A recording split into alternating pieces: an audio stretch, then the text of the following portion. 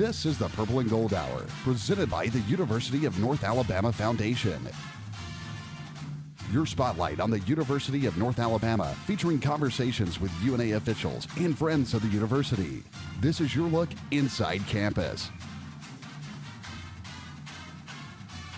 Now your host, the voice of the Lions, Benjamin Ray.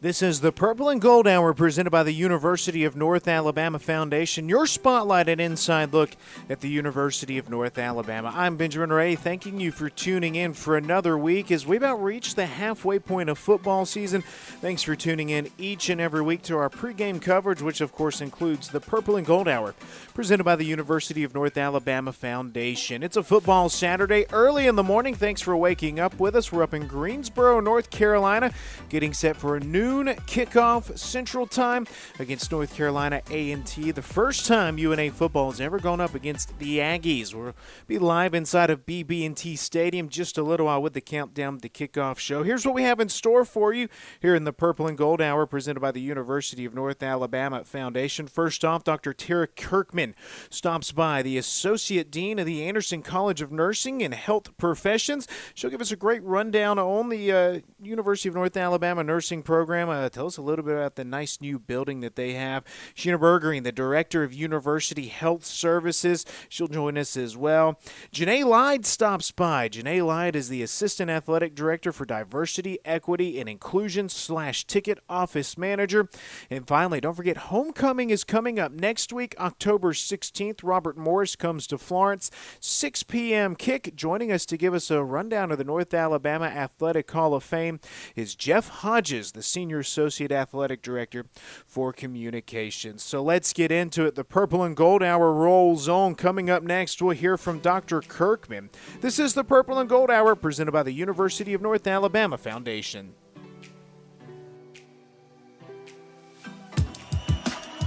My whole life has been about making an impact. Not just on the field, but in the world around me. My high school Spanish teacher helped me find my true calling, to educate and serve others all over the world. I used to think the biggest college was the best place to start, but my search brought me to North Alabama. At UNA, my story matters, and so does my calling. I realized that there was a lot of just business, just the day-to-day business of the chamber that I did not feel particularly comfortable in. There was an opportunity at UNA to pursue my MBA and thought that it might be a really good idea just to bolster that side of my education. Professors were so understanding and willing to work with us. I realized then I had made the right choice, that UNA was the correct institution for me. I've never talked to anyone who's gone forward with their education who regretted that decision. It's not been easy every day, but totally worth it at all times.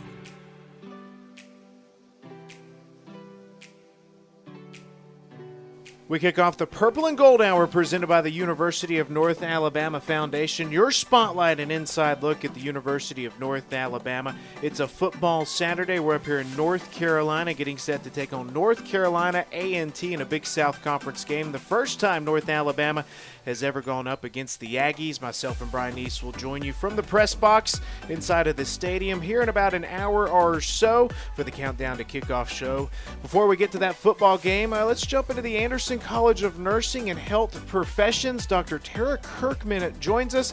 The nursing program at UNA is ranked in the top 10 most up-and-coming nursing programs in the South. We're going to learn a lot about the great nursing program and the offerings at the University of North Alabama. Dr. Kirkman, thanks so much for joining us here. Thank you for having me. Now, last week we had your husband on, Dr. Eric Kirkman. He talked athletics with us. He talked some Kilby with us, but you're both UNA graduates. So tell us a little bit about your UNA story. Sure. I'm originally from Mount Pleasant, Tennessee, about an hour and 15 minutes north of here. And I arrived at UNA after wonderful recruiting and a tour of the nursing program. And back then, which is not too far, it was still a wonderful program and highly recommended. And so I came to UNA, graduated with my Bachelor of Science in Nursing degree, and met my husband. And so there were 2 wins. Glad to be here. Now, what is it like for you two to both be back here, places you win? I know this place must mean a lot to you guys. Absolutely. Eric and I both went out into practice. Me as a nurse, and Eric as a band director, educator, administrator, and to be back at UNA it's like coming back home. It's just a wonderful experience, a great place to work, and we just feel blessed for the opportunity, honored by the opportunity to give back in this way. All right, let's talk a little bit about the Anderson College of Nursing and Health Professions. I know it's really taken off the last couple of years, always been a big draw for the University of North Alabama. But what's the first thing listeners need to know about some of the things you guys offer? Well, it's important for them to know that the Anderson College of Nursing and Health Profession is still growing, and there's a lot of exciting things that are occurring. We're offering those transformative experiences to students in the nursing side of the house as well as the health profession side of the house. We're currently working on, I say we, I mean our faculty and staff, faculty especially, working to develop new programs, new tracks specifically for nursing. Our pre-licensure accelerated track will take on a different form as far as the mode of delivery. It will be offered hybrid, meaning that 50% will be offered face-to-face, which are the clinicals, and 50% will be offered online, which are the class experiences. It will be offered in a virtual world. In our graduate program, we will be offering, working on developing a psych mental health track and a doctorate in nursing practice, and we're very excited. These things will be taking place in the next 1 to 2 years, and don't want to leave out our health profession side. We're currently, as far as it's new, but it's been available for enrollment, is our Bachelor of Science, Applied Health Science track or program actually, and there's a health administration track, and we're currently enrolling students in that particular program, and they are being successful. We've had graduates in that area, and they have found employment in the workplace. Lastly, I want to mention is our respiratory care. This is something that's up and coming. We're still working on the getting past the approval phase, but we're excited. We've hired our first respiratory therapist, and she is working hard to develop that program, and hopefully it will be offered here in the near future. Now, the nursing side of it is pretty self-explanatory about what you're coming to school to do with that side, but the other side of it, the health professions, what's the difference between nursing and health professions? Right. Well, with nursing, those are our registered nurses or our nurse practitioners who are at the bedside in clinics caring for patients. That is more of a clinical degree. Our health professions, specifically health administration, that's more of a non-clinical degree.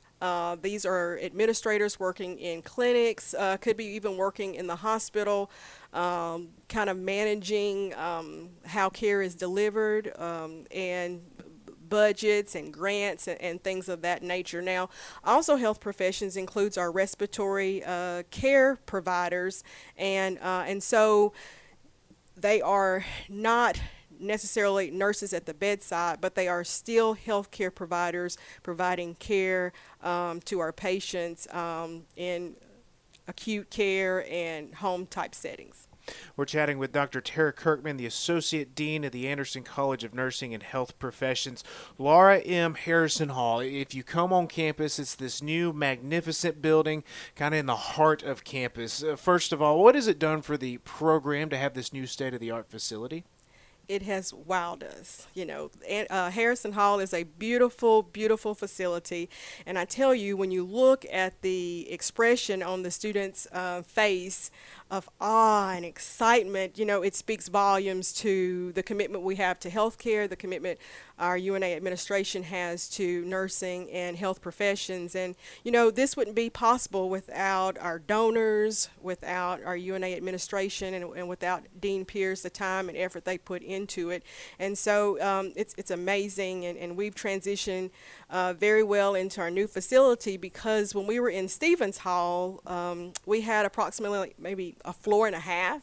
In Harrison Hall, there are 3 floors. On the 3rd floor is our beautiful state-of-the-art simulation center, as well as our basic skills lab and assessment lab, which are just wonderful for student learning and preparing them for the workplace in nursing as well as health professions.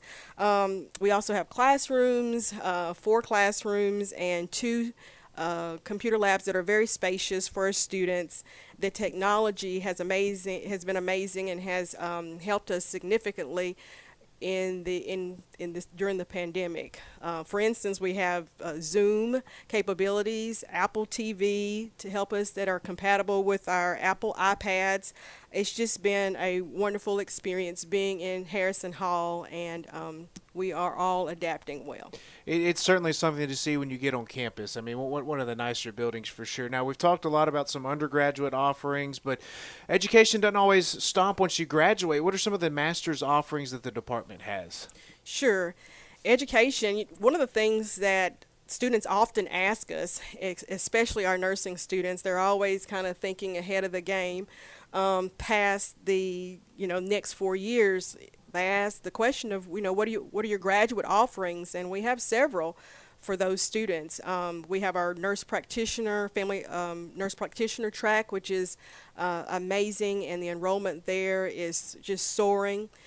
We have our teaching learning track, is actually a track that I teach in as well, and we have our nurse leadership track. And like I mentioned previously, we are still working to develop additional tracks for those graduate students to come back or even to stay in transition into graduate programs. It's certainly amazing all the great things you guys do. You kind of just touched on this just a little bit, but students have been going to class the last year and a half during the pandemic, if you will, the global pandemic, COVID-19. Now you guys are teaching around that, and you're also probably teaching about that. I mean, what has it been like for you guys navigating through this while also using it as an educational tool, if you will? Right. Well, COVID has been a challenge for all of us, faculty, staff, and students. And the one word that comes to mind when I think of COVID-19, the pandemic, and all that we've been through is resilience. Our students have been resilient. Our faculty have been, just amazing through the whole experience. We've had to shift our classes from hybrid, and this is before the fall semester. Now all students are back on campus, but we shifted from face-to-face 100% for undergraduate programs in nursing to hybrid, where students were learning through via Zoom and then coming face-to-face. So we had a little bit of a mix.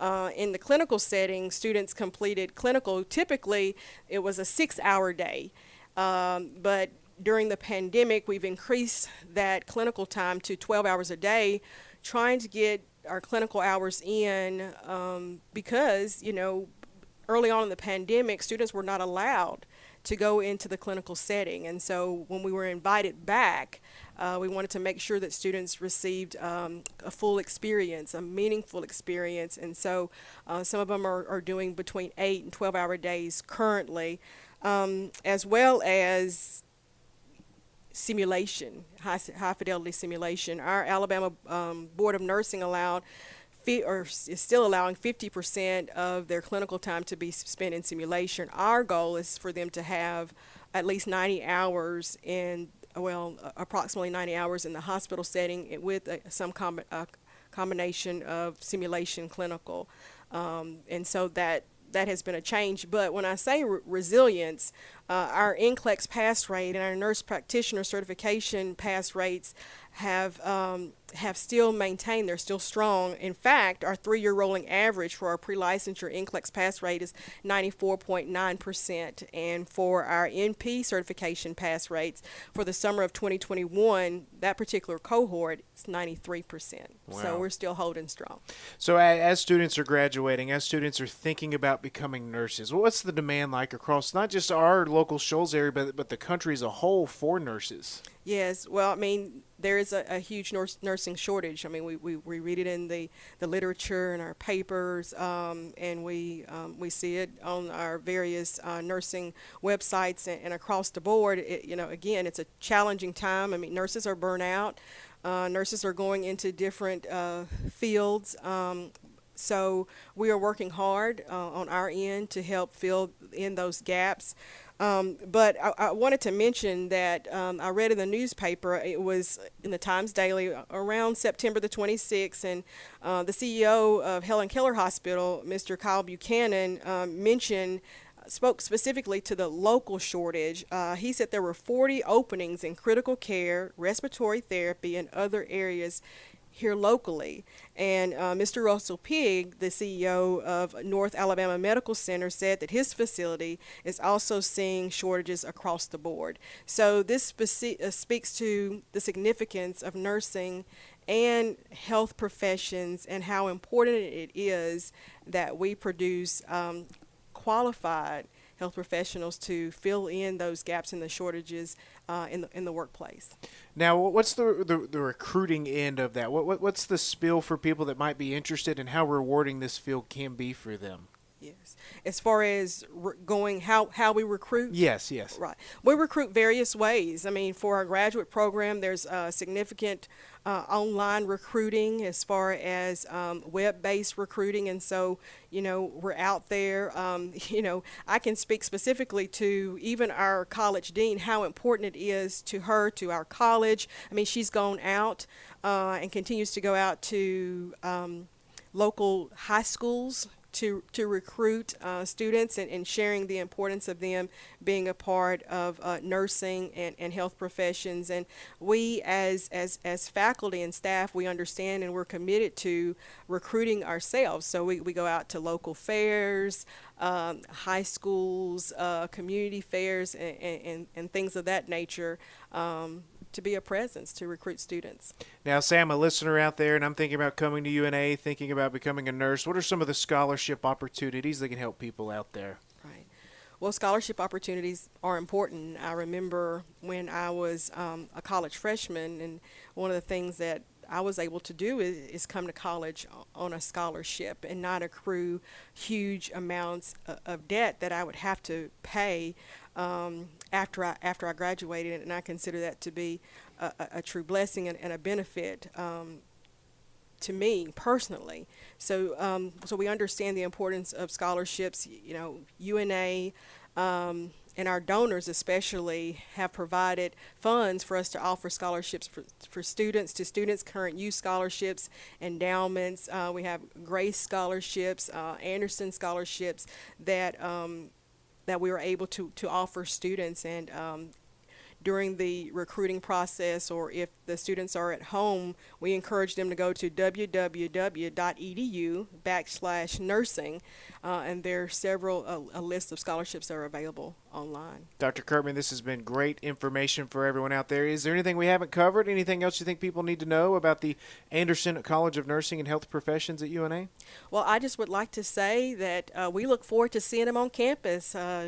Don't wait. Don't hesitate. We look forward to you coming, and we welcome you to UNA and Roar Lions. Roar Lions. Dr. Kirkman, thank you very much for the time. You're welcome. Thank you for having me. That's Dr. Tara Kirkman, the Associate Dean of the Anderson College of Nursing and Health Professions. We'll take another time out. We'll keep the show rolling. This is the Purple and Gold Hour presented by the University of North Alabama Foundation.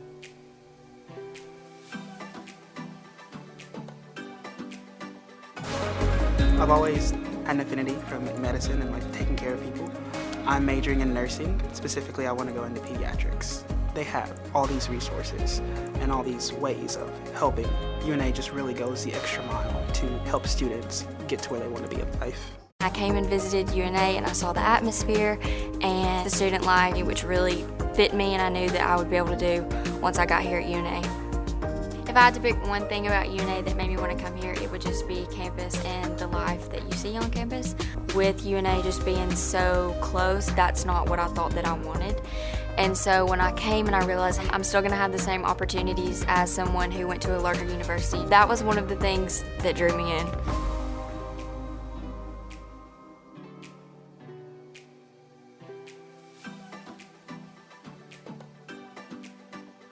Benjamin Benjamin Ray welcoming you back into the Purple and Gold Hour presented by the University of North Alabama Foundation. This is your spotlight and inside look into the University of North Alabama. Of course, we're up in Greensboro, North Carolina, getting set for a noon o'clock kick at North Alabama. Going up against North Carolina A&T, we resume Big South Conference play from BB&T Stadium. Brian East will join me coming up shortly for the Countdown to Kickoff show. We'll get you primed and ready for football action on this Saturday afternoon. Thanks for waking up with us here on the Purple and Gold Hour. Our next guest, she was recently named Assistant Athletic Director for Diversity, Equity, and Inclusion / Ticket Office Manager. She's been the Ticket Office Manager for the last 4 years now at the University of North Alabama. A 3-time graduate from UNA, former standout basketball player as well. Janae Ly joins us next. Janae, thanks for taking the time to chat with us. Absolutely. Thanks for having me. Just rattled off all of that. 3-time graduate, former basketball player. What's your UNA story? Oh, it's a long one, but it's a great one. Honestly, I found UNA. It was my third school that I've been to, and it actually became my home. You know, it's third time was the charm, and UNA became a home for me, and I haven't left since 2013. So I've stuck around. I've played basketball here. I've graduated from here 3 times, like you've said, and I've just loved being a part of the administration so far. So my UNA story runs long, but it's been a great time. Originally from Albany, New York, way up north in New York. Are you officially a Southerner now? Well, let me correct you first. I'm not from Albany. Oh. I'm from Sleepy Hollow, New York. Oh, I apologize. That is correct, but I can't say that I'm a Southerner. I'll always be a New Yorker at heart, but I do love being down here in the South. It's been great. The people down here have been great, and they've taken me in as long as I've been here. Played basketball at UNA from 2013 to 2016. 67 games, 48 starts, 324 assists, leading the team each season. 535 career points, 231 rebounds, and even 100 steals. And I believe your senior year, you led the team in rebounding, if I'm not mistaken. What are some of your favorite memories of playing basketball at UNA? Honestly, it's probably the lifelong friendships that I've made here. Not even just with my teammates, but with fans, coaches, administrators. They still have my back. They still push me. They still are there to, pick me up when I'm falling. They're just a added resource that I've gained since I've been here. But I've truly been blessed with the teammates that I was able to play with. I still have best friends on the team that keep up with me every day. And even if we don't keep up every day, when we do talk, it's like we haven't skipped a beat. So it's really just been the resources and the relationships that I've made. Playing basketball was just the added bonus to it. That's been my lifelong dream, to come to college and play basketball, so I was able to fulfill that. But outside of that, it really was the networking, the resources, and the relationships that I built from playing basketball. You have the perspective of being a student athlete now, an administrator. I mean, what did the student athlete experience do for you to prepare you for this next step in your career? Well, I can tell you one thing, especially from playing basketball, it's teamwork. It's being able to communicate. It's being able to work with other people that are different from you, and being able to help them be successful at the same time. That's one thing that a lot of people don't understand. Student athletes are probably the best workers that you can get, because we have to go through the rigors of being a student athlete at the Division I level, Division II level. It doesn't matter what level it is. Your time management, communication, being a teamwork, you learn all of that being an athlete. And a lot of people don't get that. So when you do hire an athlete, you're getting all of those components already. So as a student athlete going over to the administration side, it was a culture shock for the fact that I didn't understand what administration did. Honestly, I thought, they came to the games, they cheered us on, everything was set up, and that was it. But when I got over, it was definitely a shock for me. Now, let's talk about that a little more. Your 4th season, and we're going to get into your new role here in just a second, but you've been running the ticket office. You interned, you were a graduate assistant. Now you're the boss down there. What's it been like shifting from student athlete to running a big part of the operation here? It's been great, honestly. The understanding, what the administration truly does has helped me, because now I can look back and say, well, these people actually did a lot. Before it was just I come into the gym and I play a game. Now I'm a part of the setup, the breakdown, the selling of the tickets, how we actually are going to go about things. We sit in meetings. It's just a whole thing that we have to go through here in administration, and it's been fun, going from an intern to a graduate assistant to now running the ticket office. It's been a whirlwind, but it's something that I've enjoyed. It's something that has taken me out of my comfort zone and made me a stronger individual personally. So it's been a great ride. Talking with Janae Ly, the Assistant Athletic Director for Diversity, Equity, and Inclusion / Ticket Office Manager. We're going to pause on the ticket office talk. We'll circle back to that. But just last week, you were promoted to the Assistant Athletic Director for Diversity, Equity, and Inclusion. Let's talk about this new role and tell us exactly how this came to be and what goes into this. So really what happened, and it started a lot in 2020 when everything happened with George Floyd, that the tide started to churn, and the understanding of diversity, equity, and inclusion became a lot bigger. People understand the need for it now. And as I was sitting down with our former AD and we were going through our self-study for the NCAA, diversity, equity, and inclusion was a big part of it. And we noticed that, in some areas we were lacking. So it was one of those things where it was a project for me. Let's figure out how we can get back to where we're supposed to be and make sure that we're in compliance with diversity, equity, and inclusion. So it started there. It started with the title of being the coordinator for student athletes, and it's just grown into the assistant AD role. But it's really just to make sure that this university is in compliance, and that we understand and we show the benefits of diversity, equity, and inclusion. So I'm really passionate about this. It's something that now I found my voice, and it's something that I can't be quiet about. So I'm really excited about this new role and everything that I can do within this department with it. It's a role that's growing nationally. You can look at staff directories, and you see it on just about every athletic department now. Ron Patterson here at the University of North Alabama does the same thing on the academic side. Yes. What's it been like working with him in these roles? Oh, it's been amazing. Honestly, truly just getting to know him, and you see him, he has that title of a vice president, so sometimes you may not think he's approachable, but he's definitely an approachable person. And when you sit down and talk to him, the guy is intelligent, and he can definitely push you in different directions. And having that dotted line to the Division of Diversity, Equity, and Inclusion on campus is really important, because I don't believe that my job is just for the athletic department. My job is for this entire university and our community as a whole, just to make sure that we're all on the same page. So if I do something over here in athletics, I want to make sure that the campus community feels it too, because once we continue to increase our diversity and increase our inclusion and equity, it just gives more benefits to the university, and we can pull more students in, we can pull more funding in, and it just grows. Former student athlete, now you've got the great role here at the University of North Alabama. What kind of example do you feel like you can be for current student athletes? I really just want to be a resource to them, Ben. Honestly, I want to be that person that they can come and talk to when they need to. I want to be that person that can allow them to see the other side of things and not just think as that student athlete. I wish I had that person that showed me everything that goes on. I have two interns right now in the ticket office, 2 football players, and had them at Brawley Stadium setting up for their game last week. And truly and honestly, they did not know anything that went on to set up games. So having them out there to open up their eyes and expose them to that type of atmosphere was really cool, because now they understand the work that administrators put in, and it gives them a more gratitude for, actual game days. And those two, Cortez Hall, Dexter Boykin, they Correct. went on to combine for 3 touchdown catches on Saturday. Now, you had a very similar experience because you interned for me in the ticket office, and you did the very same thing. I used to joke with you, hey, you're going to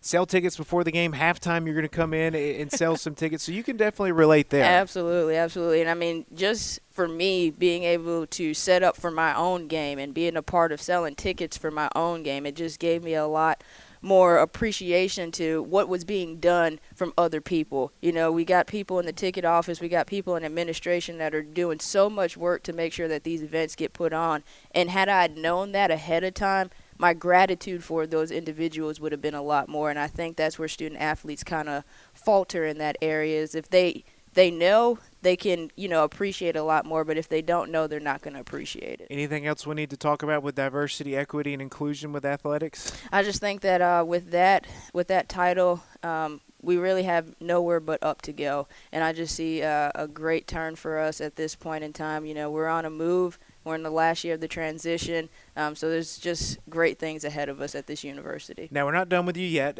You got to take part in Top Connect AD back in 2021, a leadership symposium for aspiring Division I athletic directors sponsored by Teamwork/Influencer. It was the second time they did it, and it was headlined by Jeremy Foley, which if you keep up with athletics, he's a pretty big deal down at the University of Florida. Absolutely. What was that experience like? Oh, it was amazing, Ben. Honestly, my lifelong dream for a long time is to be an athletic director, and that's truly my goal.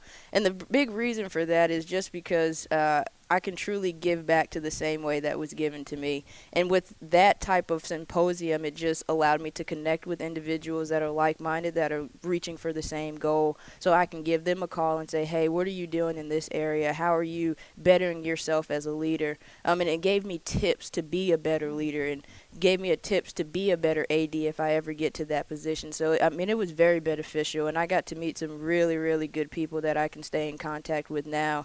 And so that experience was something that I didn't know I was going to be able to do, just because at that point in time my title didn't necessarily correlate to what they were looking for, but they accepted me, and I'm more than gracious to be able to have gone. Now, this is also the year of the UNA woman, and of course you can tie into that story being a student athlete here, working here now, but who are some of the people that have impacted you in your career as you've moved forward? So, honestly, it may be cliche, but I always have to give honor, number one, to God, because he's been the one that's pushing me forward and giving me the opportunity to do this. But my parents are definitely my backbones to this. But here at the University of North Alabama, I've had some really, really great mentors. One being Provost Ross Alexander, who has been very, very beneficial for me. He's been a great supporter these last couple of years. Also, President Kitts. A lot of people don't understand that guy is amazing, and you just have to have a chance to have a conversation with him to really get to know him. So he's been a great person for me as well. But here in this athletic department, I do have to give a shout out to Miss Jacinta Maston, who, since I was an intern, has been definitely a part of my life and a part of pushing me forward and keeping me stable here.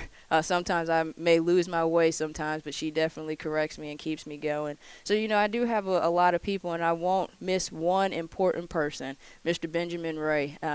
He threw his head back on me, but truly and honestly, if it wasn't for him that allowed me to be an intern and come back to be a GA, you opened up a door for me that was closed at one point. So I do appreciate that, and that has helped me get to where I am. I remember when you came back saying, hey, I'm coming back. And I said, well, hey, you're coming to work for us. we got to have you back. Well, Janae, I certainly appreciate that. Now, let's jump back into the ticket office. What do we need to know about what's coming up? Homecoming next Saturday, right? Absolutely, yes. A lot of great events planned, but it's best to buy your tickets early. It is. October 16th at 6 p.m., our football team will be playing against Robert Morris for homecoming. I would suggest that you do get your tickets early. It will be a great event for you all to be at, and just please come support our football guys. They definitely need it. Basketball schedules are out. Absolutely. What do people need to know about season tickets for basketball? As of right now, season tickets for basketball are on renewals for former season ticket holders. The basketball season tickets will go on sale October 11th to the general public, those who have not purchased season tickets before. So if you would just want to give us a call, the phone number is 256-765-5466. So just give us a call, and we'll take care of you the best way that we can. Then coming up in the spring, I know you'll have baseball, you'll have softball. You guys have the great, help me out, the gold ticket. Yes, we have a gold card that gets you into 4 different sporting events. That is volleyball, soccer, baseball, and softball. It's a great price that gets you into all those events. I would suggest, getting that card because it's very convenient, and you won't have to purchase a ticket every game. And it's very cost effective. So that is something that we've been trying to do, and it's turned out very well. Anything else from the ticket office side? From the ticket office side, it's just please continue to support our teams. We need them. We need you guys there. We need the support after a COVID year. We want to pack these places out the best that we can to provide that energy and that atmosphere for our student athletes. Last thing for Janae Ly, the Assistant Athletic Director for Diversity, Equity, and Inclusion / Ticket Office Manager. Year 4 of the Division I transition. What excites you most as we wrap up this year and we head into full-fledged status next year? Well, truly and honestly, Ben, if we look up here, we're sitting in Flowers Hall. and we can see the banners of all the teams that are in the ASUN, and just the excitement that comes from these different names that we have: Jacksonville State, Eastern Kentucky, Central Arkansas, Liberty, Bellarmine.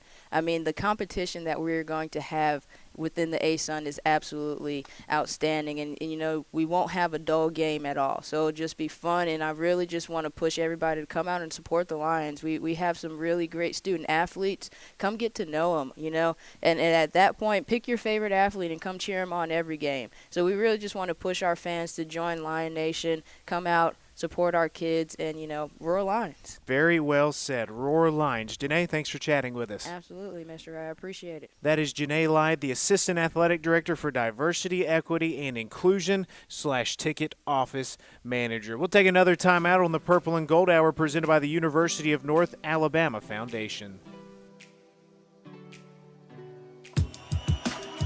My whole life has been about making an impact. Not just on the field, but in the world around me. My high school Spanish teacher helped me find my true calling to educate and serve others all over the world. I used to think the biggest college was the best place to start, but my search brought me to North Alabama. At UNA, my story matters, and so does my calling. Welcome back into the Purple and Gold Hour, brought to you by the University of North Alabama Foundation. This is your spotlight and inside look at the University of North Alabama. I'm Benjamin Ray, early on this Saturday morning, getting set for an early kick against North Carolina A&T. The first time UNA football has taken on the Aggies. We move into our second game of Big South Conference play. Brian Neese will join me shortly from the stadium for the Countdown to Kickoff show. We'll get you primed and ready. Still to come, we'll hear from Chris Willis, head football coach. We'll catch up with two coordinators, Stedman Campbell and Tyler Rice, this week, and we'll try to educate you a little bit, let you know about this Aggies team that we will see later today. Next up on the Purple and Gold Hour, we welcome in Sheena Bergreen, Director of University Health Services at the University of North Alabama. Sheena, thanks for taking the time to chat with us. Absolutely. Thank you for having me. Now, you are a graduate of the University of North Alabama. Give us your UNA story, sort of where you're from and how you came to UNA. Sure. Yes, I'm actually local, so I'm from Florence, and I was recruited in high school to come to UNA and be part of the nursing program. That was one of my goals, and so I was very thankful for that opportunity when I was here on campus to be able to cheer for the Lions.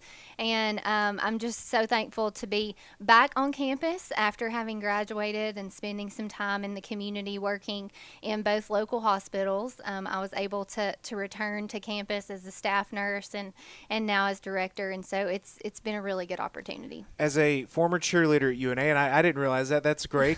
Do you have a favorite memory from cheering, whether it be at a football game, basketball game, or anything like that? Yes, I do, actually. So we traveled, and so I was actually the whole monkey scenario down. You were there for that? Yes, running on the field. So that's one of my claim to fame. That goes down in UNA history as one of the funniest things to happen at a football game. So I was on the sidelines for that. And, of course, that was the 03 season. For listeners that may not know what we're talking about, Will Hall was the quarterback, now the head coach at Southern Miss, and UNA's about to beat Valdosta State, and out of nowhere, a monkey runs on the field and tackles Will Hall. It was a student from Valdosta State. Yes. Everybody talks about that. That's great that you were down there. All right, so the University of North Alabama, what's it mean to you to be able to come back and work here? It's just a really good opportunity. I mean, there were so many people here on this campus that, that poured into me as a student, as a cheerleader, as a nursing student here. And so to be able to come back and have that opportunity to pour into our students here, it's really great. And I'm so thankful for the opportunity. And what's it been like for you to see the Anderson College of Nursing and Health Professions grow, and not just grow academically, but grow with the new building as well? Yes, it's amazing. I mean, their program has always been top notch, and now their facility, that building is absolutely amazing. Being in there, and you see those students, and they're so excited to get in there and to get to work, and it's just it's a really good place. All the students want to be there. They want to hang out with each other. They want to be in the building and stay in the building, and it's just a really there's so many great learning opportunities there in the sim lab, and it's just it's really awesome. So it's been really great to see it grow and evolve. Now let's talk about University Health Services. What exactly do you guys do on campus? So we're a basic acute care clinic on campus. Students and employees can come and see us, and we're like your basic walk-in clinic that you see in the community as well. We service our students, we service our employees, so you can come in, get tested for COVID, strep, mono, flu. If you have an injury, we have access to X-ray equipment. If you don't feel good or need a physical, or maybe you need an immunization, we can provide all of that there in the clinic. Now, for students that are on campus, what are some things they might need to know about some of the services you offer? So, well, we offer all of those tests that I mentioned earlier. In addition to, we also can dispense medication. So, if students would rather us call in prescriptions to a pharmacy, we absolutely can do that. But for our students, for our employees, we also have that dispensary where we can actually see the patients, treat the patients, diagnose them, and then hand them their medicine there in the clinic. So they're not having to leave campus if they're not feeling good. And so that's just a benefit there that we offer for them. What's the staffing look like?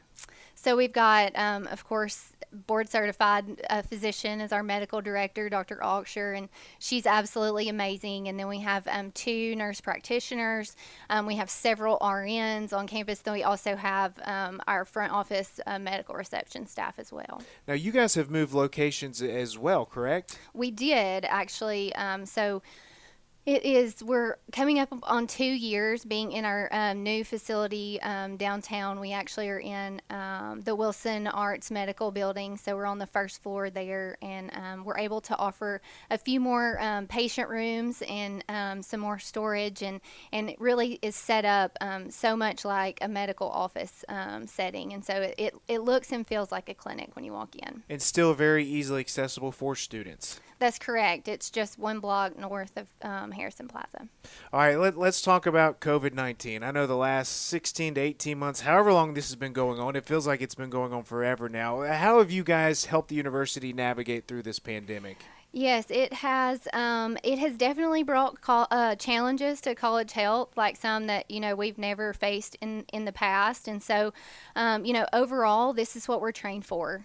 This is what we go to school and learn how to do to respond to the needs, and especially in college health, respond to the needs of the campus community. And so, we've just been really thankful to the UNA administration that they were able to allow us to care for our campus, for our students, our employees, and then also our community.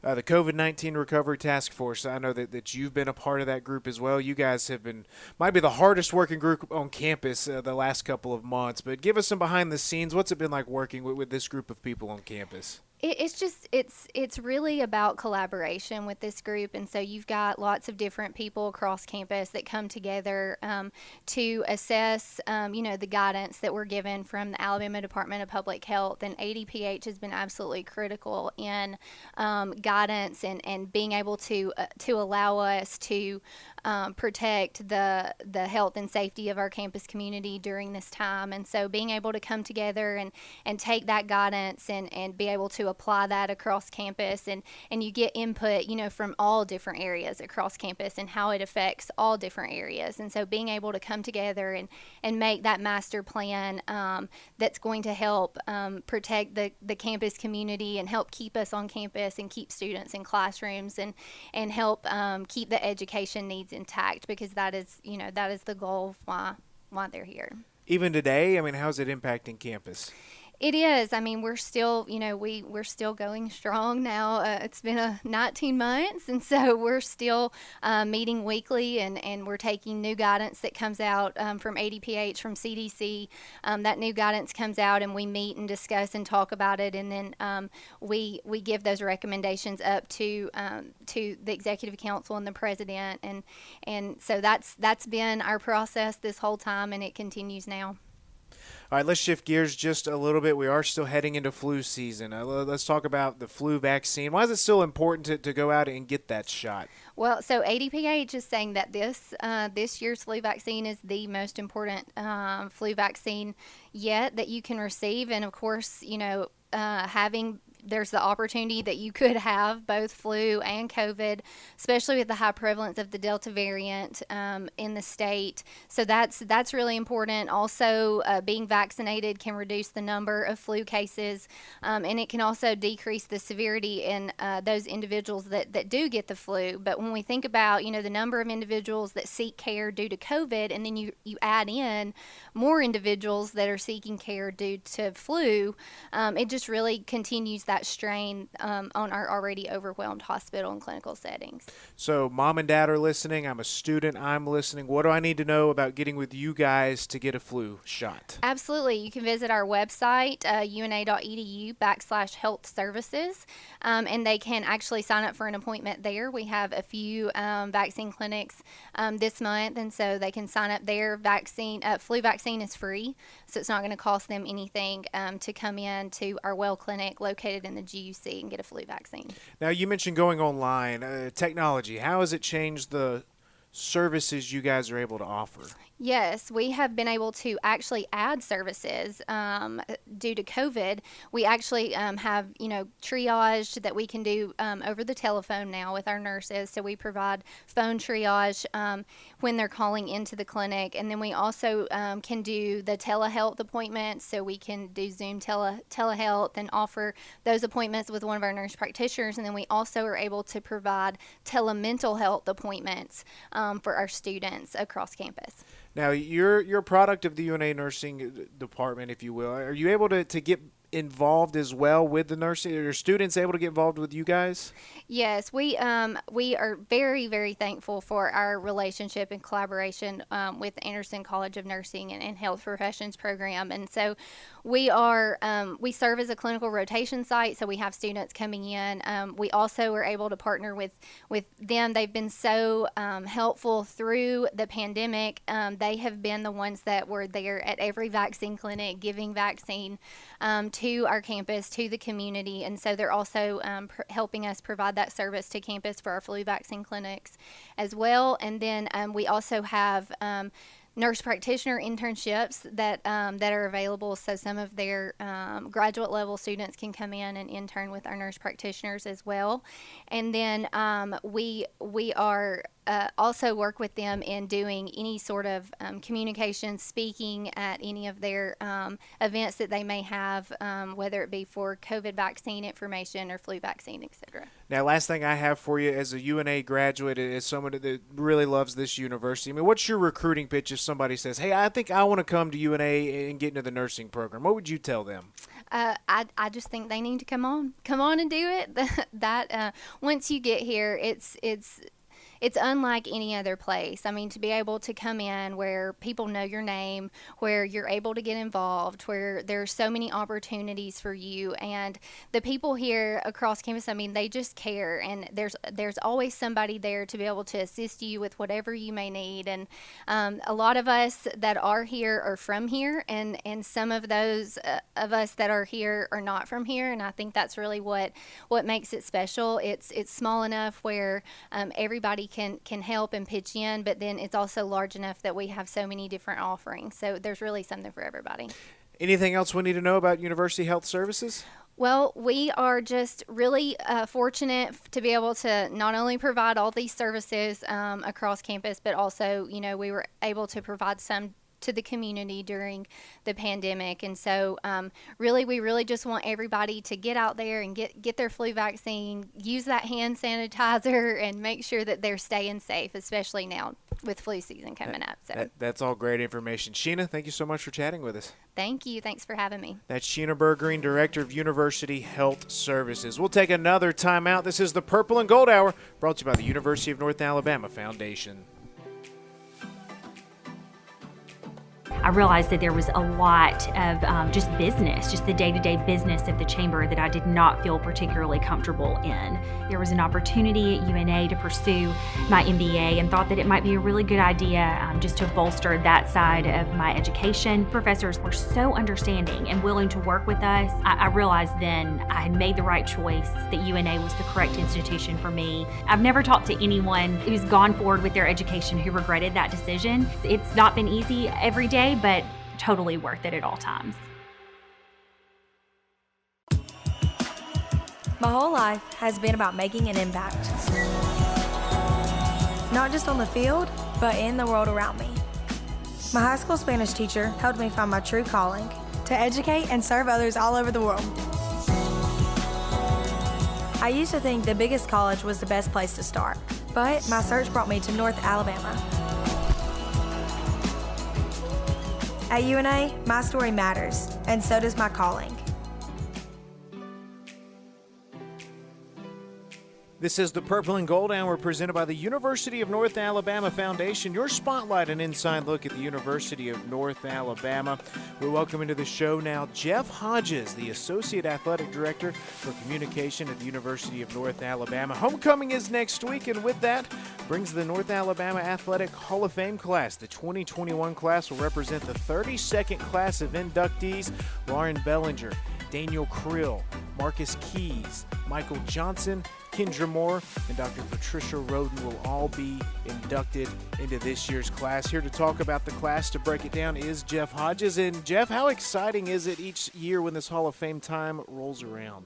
It's always great. You know, you never really know how the voting is going to go. You have an idea of, like, people that were kind of in the running the year before, and you think maybe they'll make a run, but then somebody else will emerge. And, you know, the exciting thing for me, too, is just the people that are on the ballot. There's so many outstanding people, and I think that's something people need to understand, is this is not an easy something to get in. It's not a participation award. It's the highest award, you know, we offer here at UNA, and there are a ton of folks out there that are nominated. They're deserving of being nominated, but only really the elite, you know, are actually selected. And it's always amazing, too, that it's kind of an across the board, different sports, you know, genders, I mean, coaches, staff members, whatever, but just a nice mix of folks that made, you know, tremendous contributions to the UNA athletic program. Give us an overlook of what the Hall of Fame looks like as a whole. Do you know how many All-Americans are in the actual Hall of Fame? I've not gone through and done all that. With the people this year, we'll have 149 total inductees, and a lot of the older, you know, 1940s, 50s people might not have been All-Americans, but the vast majority that have gone in, I'd say over the last 20 years, you know, have been All-Americans. Of this year's class, of the 6, 4 were multi-time All-Americans. Another, Kendra Moore, wasn't an All-American. She was all-region. But I think the other cool part of it this year is the 5 of the 6, the 5 student athletes that are being inducted, all played on teams that had unbelievable national success. So Daniel Krill was on a golf team that was runner-up in the nation. Laura Bellinger was on a volleyball team that was runner-up in the nation. Mike Johnson's football teams were nationally ranked every week that he played at UNA for 4 years and went to the playoffs 4 straight years. Marcus Keys, a couple national championships, and then Kendra Moore Smith now, married, but she took the women's basketball team to the Final Four. And that was kind of my thought always, too, was people of that level, Hall of Fame level, All-American level at a Division II school, which we were then, if you're that good, your team, you should have a lot of team success, and we certainly did with all these folks. What does it say about football in the 90s with that championship run, that here's Marcus Keys getting inducted, that all these years later they're still producing Hall of Famers? Oh, yeah, and, you know, there was 11 people made All-American in 95 off one team. And, you know, that was selected as the all-time Division II team and that kind of thing. But, you know, Marcus, he went on and played, you know, professional football for 10 years. Played with the Chicago Bears, played at NFL Europe, played arena football forever. So a lot of folks have, you know, continued their career after that. And like Ronald McKinnon, you know, some of those, he went well beyond the 10 years where you become eligible because he was still playing in the NFL. So then we waited till he stopped playing to have an opportunity to induct him. And there are some other folks on the ballot, too, that I think one of the things that people think, oh, well, how is so-and-so not inducted, or how is so-and-so? Well, they're coaching or whatever, and they're not in a position to be able to come back, and we want the people to be able to come back here and be a part of the ceremony. So at whatever point they're available, it was kind of like Reginald Ruffin last year. He would not have been a part of that class. He'd gotten enough votes to be inducted before, but was never able to come and be inducted. And so when the COVID and everything worked out where he wasn't going to be playing any games and was able to come, we went ahead and, you know, and added him to that list. But there's just so many, like say, even from that era, from the 90s, that are still kind of hanging out there that we're trying to you know, push on through. But also the emergence of the women's programs, you know, here in the 80s and 90s, especially volleyball, you know, women's basketball, now softball. Just think at some point in the future, all the softball girls from the, you know, 2016 national championship team, and you know, we've already had a few in from the volleyball 2003 national championship team. But, you know, our women's sports have really been the dominant, you know, force for, you know, the last several years. You talk about all the great players that are in the Hall of Fame, and this year we see Dr. Patricia Roden going in. I mean, she didn't play sports, but she was for the longest time the faculty athletic representative. But what kind of contributions do we see from someone like her that have lasted this long? Yeah, a lot of people don't realize, and even our student athletes don't realize all the people that are involved in the athletic department to make things work. And I think we've seen that this past year. A lot of them are kind of figuring out a lot more of what all, even from the broadcast end or the academic end or whatever.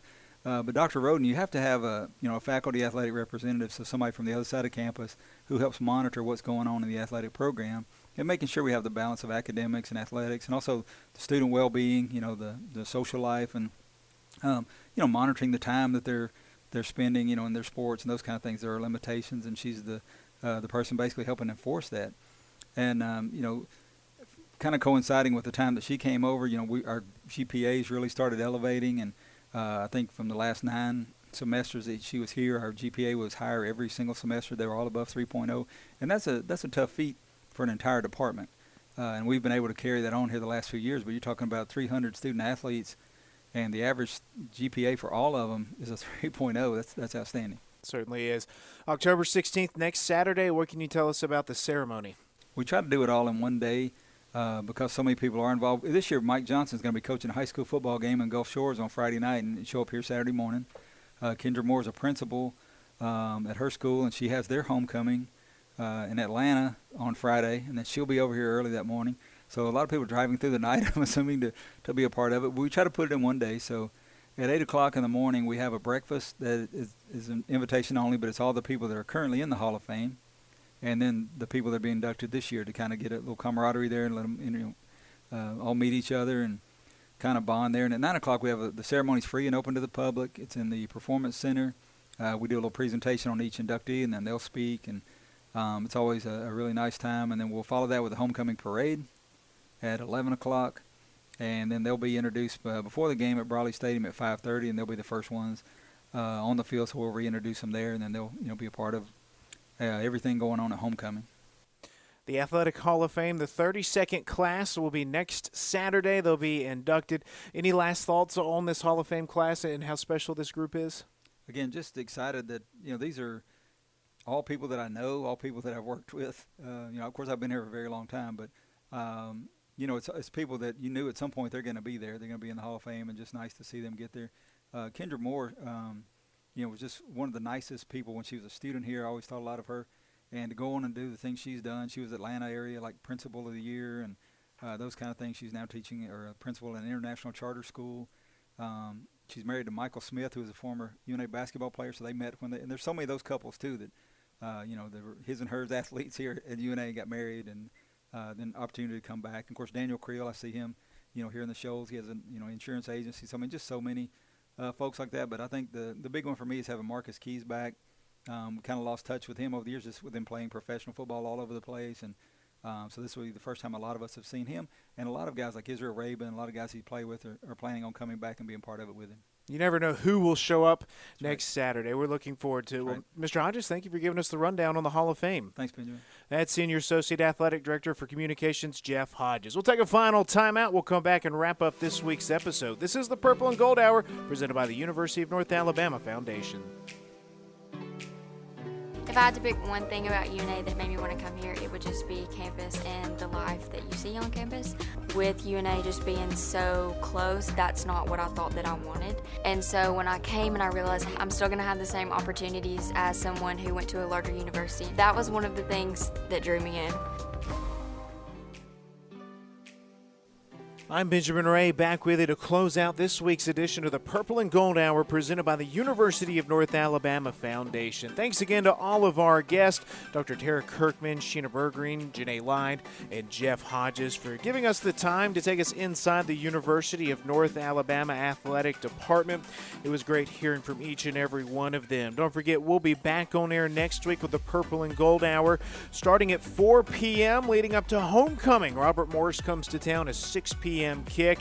But for this Saturday, we're getting set to take on North Carolina A&T. We'll take one more break. When we return, Brian Neese and I will come to you live from Greensboro, North Carolina for the Countdown to Kickoff show live from BB&T Stadium. Thanks for listening to another week of the Purple and Gold Hour presented by the University of North Alabama Foundation. Roar Lions!